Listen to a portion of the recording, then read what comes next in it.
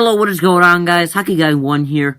Welcome to my review of The Angry Birds Movie 2. So, The Angry Birds Movie 2 is directed by Thorup Van Orman and stars Jason Sudeikis, Josh Gad, Bill Hader, Leslie Jones, and Rachel Bloom. The story is about the pigs and the birds kind of have this truce because the eagles are trying to take over both of their islands.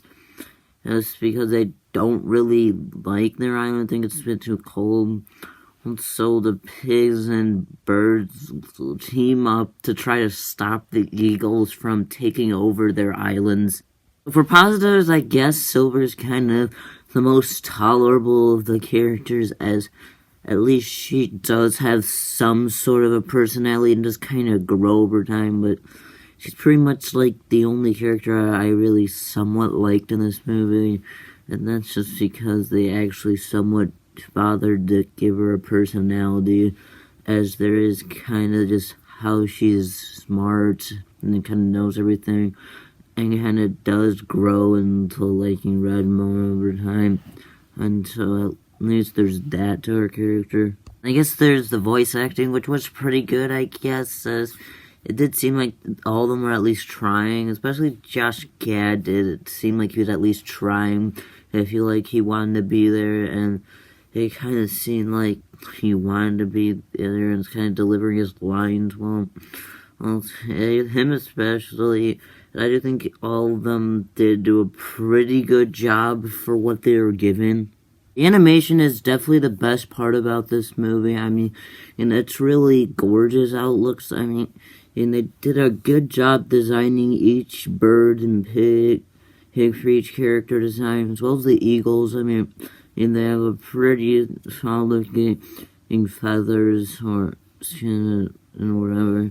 As they do kind of look good, and they look very fluent for what they are, and they still look pretty good for animated movie as it does live up to the time. And then the background, it looks very good as well. Like the home islands look very good, and as well as the pig island, and kind of the design for Eagle Island was pretty creative, and they did a pretty good job with all three of those, and the animation was just pretty much perfect. I mean, usually the best thing about these two films. And I guess the soundtrack was pretty mixed. I mean, there are elements I liked about it. I mean, in the start of the movie with Holding Out for a Hero kind of made sense, I guess. And then some of the other songs, like the Final Countdown, I mean, that kind of works for obvious reasons, because it was just like a countdown to the climax when they played it. I mean, it's pretty good. Now, later on, I'll get to the stuff I really didn't like about the soundtrack. With that said, this movie does have plenty of negatives.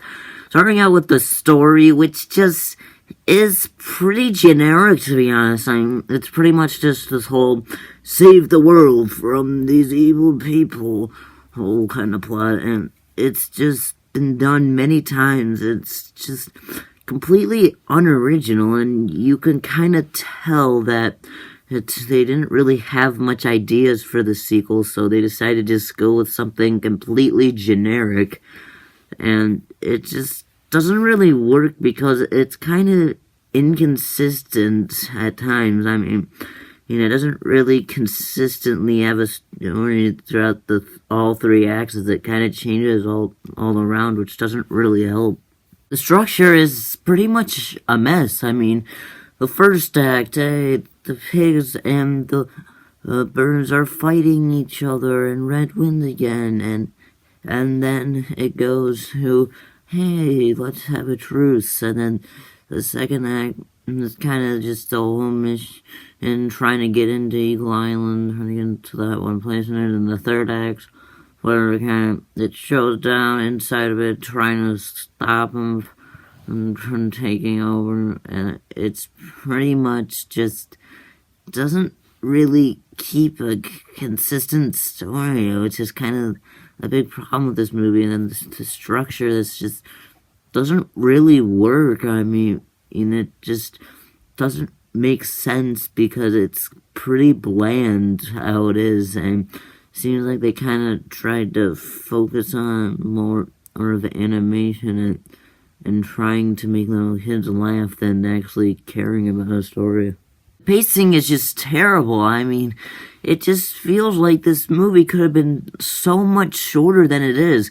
Mainly because this movie has this unnecessary subplot with these three birds kind of going around looking for an island on the island. I mean, it has no connection to the plot, and it just makes no sense to put in there. I mean, it's a subplot that's pretty much unnecessary and has no connection to the main story until they randomly come in at the end to the main story, which doesn't really make sense, which kind of really affects pacing because it's unnecessary, meaning this film could have been like at least about 30 minutes shorter, which just makes the pacing of this movie really bad. The humor of this film just fails on so many levels. I mean, it pretty much just targets all of the jokes for kids. I mean, I get this is kind of a kid's movie, but it's literally every single joke in the movie is just for kids, and it just doesn't even make me laugh. And especially that one baby shark joke just felt completely out of place. I mean, it's a pop culture reference that's going to be outdated in like about 5 years, so it doesn't really make sense to put it in the movie to begin with. And it's just kind of unfunny to begin with because it's just an annoying song being played inside of a movie because hey, look, we need the kids to be entertained, and it's just out of place and doesn't even make any sort of sense for this movie. Our main characters from the last movie just doesn't even feel like they grow that much in this movie. I mean, Red does kind of, I guess, as he does end up trusting Silver more and trusting the team more right in the movie, but it's just like a complete sudden change and it's just pretty lazy kind of writing. I mean, they don't really grow him throughout the movie. They just suddenly changes, and that's his character development. I mean, it's pretty lacking and just pretty much lazy all around. Bomb and Chuck are pretty much just the exact same characters as they were in the original. I mean, pretty much they're just there to throw out a bunch of jokes, and that's pretty much their entire characters. I mean, they don't really have much personality other than just throw out jokes left, right, and center. I mean, that's pretty much what their characters do, and it's pretty lazy, if I'm being honest, as they don't really grow and aren't really any different from the last movie. And something to be said about Leonard. The only real difference he has in this movie is that he's not a villain. Instead, he is a hero this time with them. And he's also pretty badly written. I mean, there isn't much to his character other than throw out a bunch of jokes and, hey, I'm the good guy now.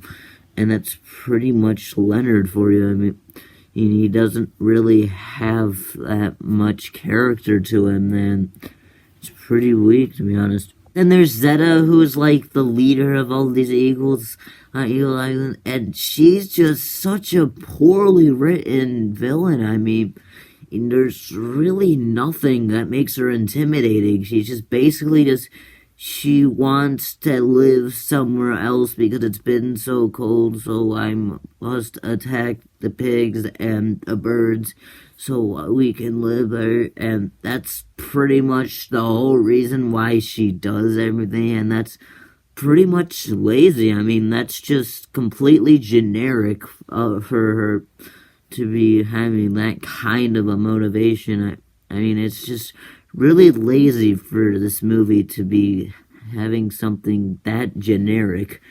As I said earlier, the soundtrack is very mixed. One song, as I said earlier again, that's just really bad in this movie is Baby Shark. Like I said earlier, it's completely out of place, doesn't make sense, just there for a pop culture joke that's going to be outdated in 5 years. And other songs in this soundtrack that kind of felt a bit out of place and just kind of randomly put in there is something like Eye of the Tiger didn't really make sense for the scene that it was in. I mean, it just kind of feels out of place, to be honest. And there are a few other randomly placed songs in here, like I'm Too Sexy, which is pretty much just there for, again, a joke that doesn't really work. So that's kind of why I felt like the soundtrack was a bit mixed. So overall, The Angry Birds 2 is just a terrible film, and it might have been even worse than I even expected, to be honest. So I'm gonna give The Angry Birds Movie 2 a 3 out of 10. That was my review of The Angry Birds Movie 2. What are your thoughts on The Angry Birds Movie 2? Tell me in the comments below. I'd like to thank you guys for watching, and I'll see you next time. Bye.